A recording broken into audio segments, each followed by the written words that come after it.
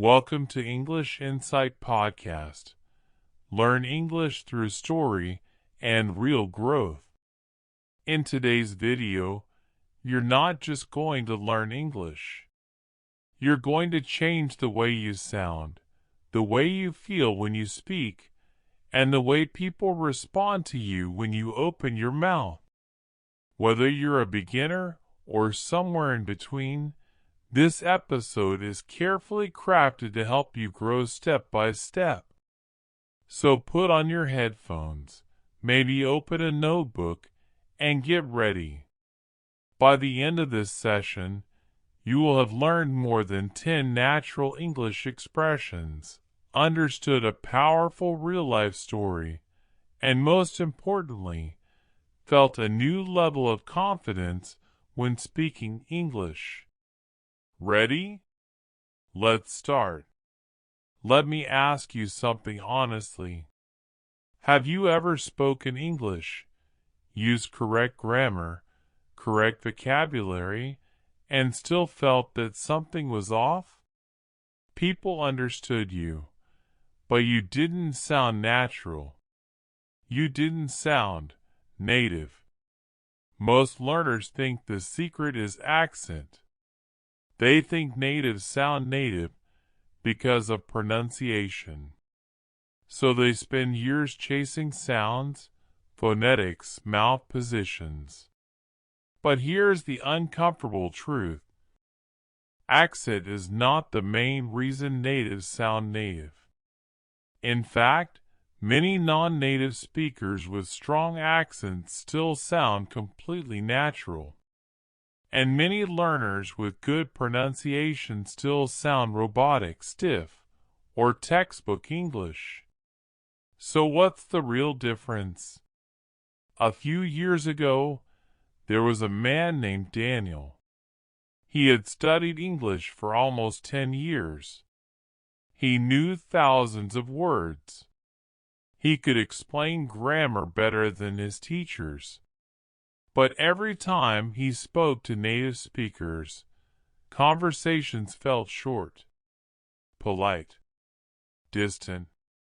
One day, a colleague told him something that changed everything. She said, "Your English is perfect, but you don't speak the way humans speak." That sentence stayed with him. Because native English is not built from grammar rules. It's built from habits. And the easiest way to sound like a native is not learning more English. It's learning how English is actually used. Native speakers don't build sentences word by word. They don't think about grammar rules while speaking. They speak in chunks, patterns, and ready-made expressions. Their brains don't work harder, they work smarter. Think about this. A native doesn't say, "I am feeling a little bit tired today." They say, "I'm kinda tired today." They don't say, "I did not understand what you said." They say, "I didn't catch that." These are not advanced words. They're natural choices. The easiest way to sound like a native is to stop translating in your head. Translation is slow. Natives don't translate. They recall patterns. And this is where most learners get stuck. Schools teach English like mathematics. One rule at a time. One structure at a time. But language doesn't live in rules. It lives in rhythm, emotion, and context. Let me give you a simple example. Imagine someone asks you, "How was your day?" A learner answers, "My day was very busy but productive." Correct. Perfect. But native? A native says, "Long day, but a good one." Same meaning. completely different feeling. Native English is compressed, efficient, emotional. It's not about saying more. It's about saying just enough. And here's the part no one tells you. You don't need to sound like a native speaker. You need to sound like a natural speaker. Natural English flows. It breathes.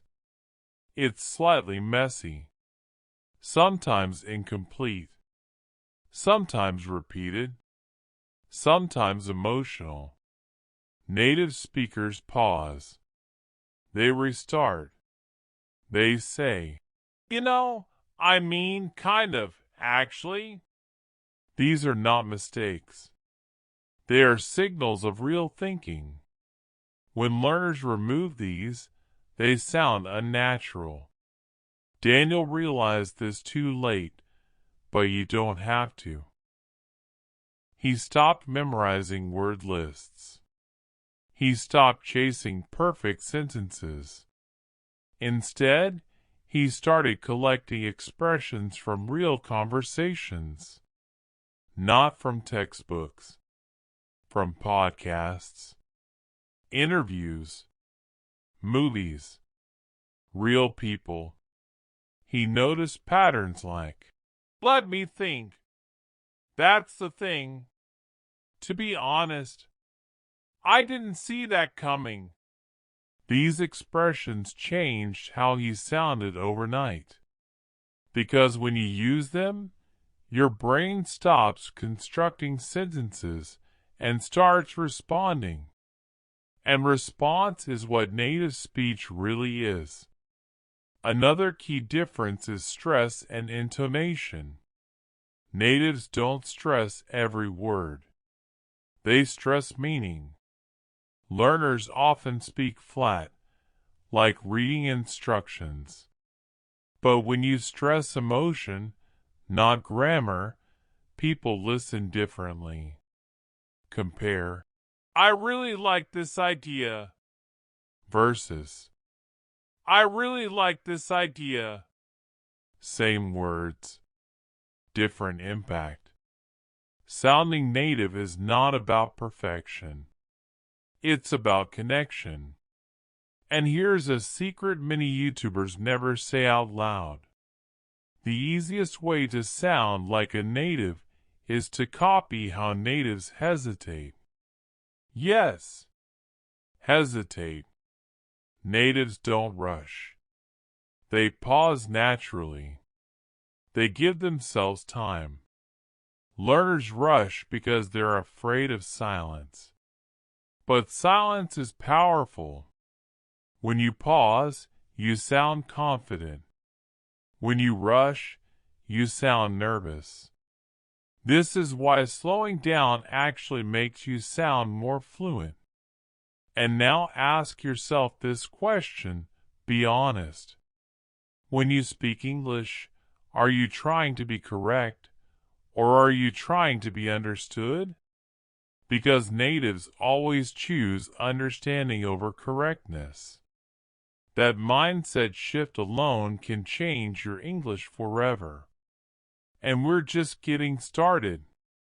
In the next part, I'll show you the single daily habit that helped thousands of learners sound natural without studying grammar again, and why copying native speakers the wrong way actually makes your English worse, not better.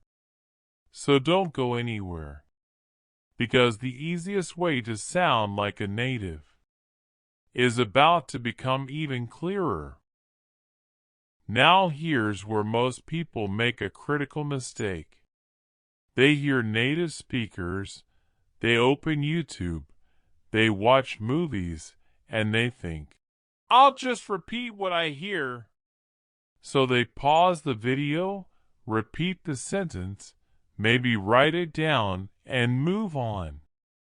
But copying sentences is not what makes you sound native. Native speakers don't remember sentences. They remember moves. A move is how you start speaking. A move is how you react. A move is how you buy time, show emotion, agree, disagree, or change direction. For example, when natives don't fully agree, they rarely say, "I disagree." They say things like, "I see your point, but," or, "Yeah, maybe, but here's the thing." Those are conversational moves. And this is why two people can know the same vocabulary, but one sounds human and the other sounds like a textbook. Let me tell you another real story. There was a woman named Sarah.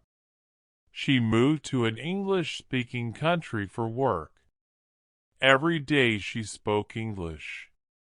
Every day she felt exhausted. Not because English was hard, but because she was thinking too much.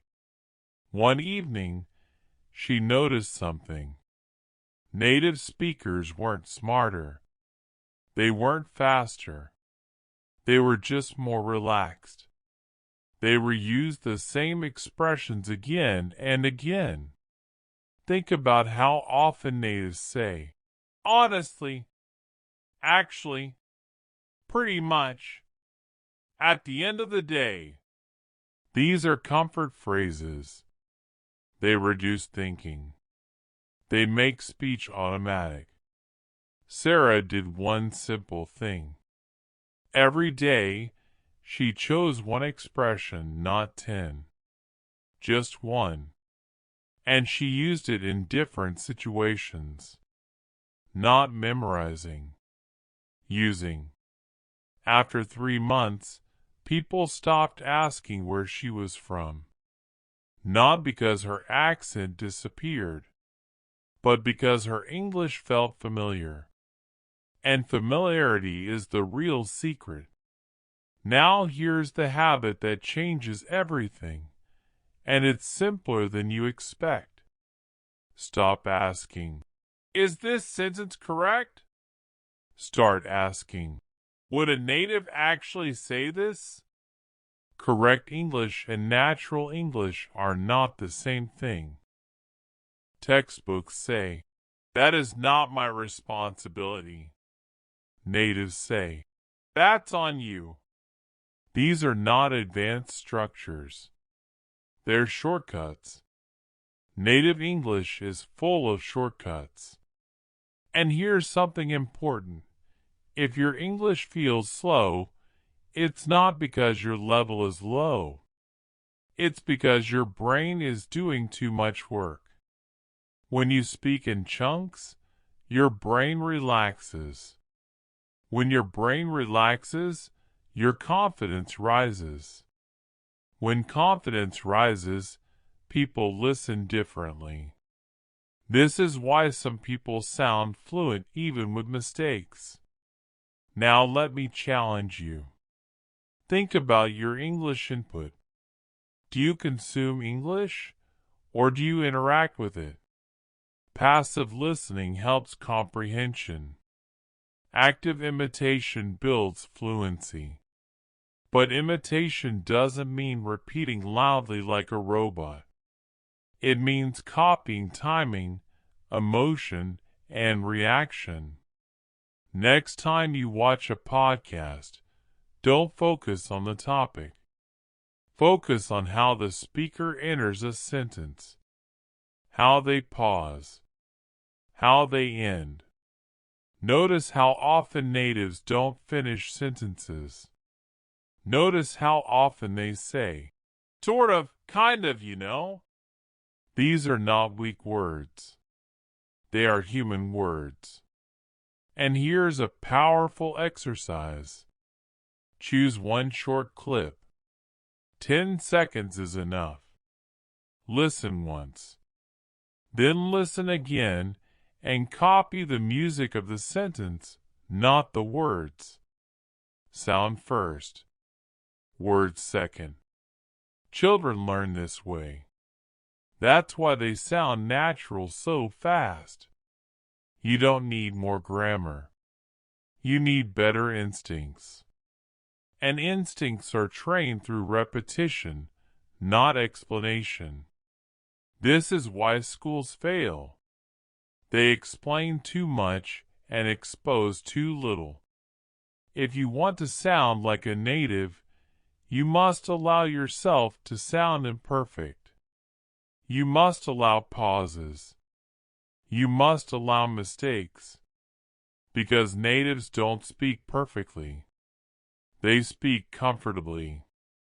Now let me leave you with one final truth, and this is important.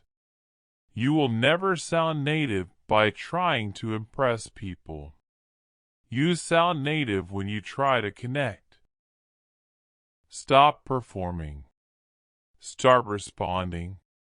English is not a test. It's a relationship. And the moment you treat it that way, everything changes. So here's what I want you to do after this video. Choose one expression you heard today. Just one. Use it today. Use it tomorrow.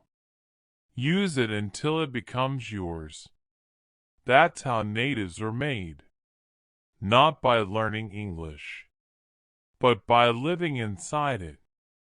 And if this episode helped you hear English differently, don't keep it to yourself. Subscribe to English Insight Podcast. Share this with someone who's tired of studying English but still not sounding natural.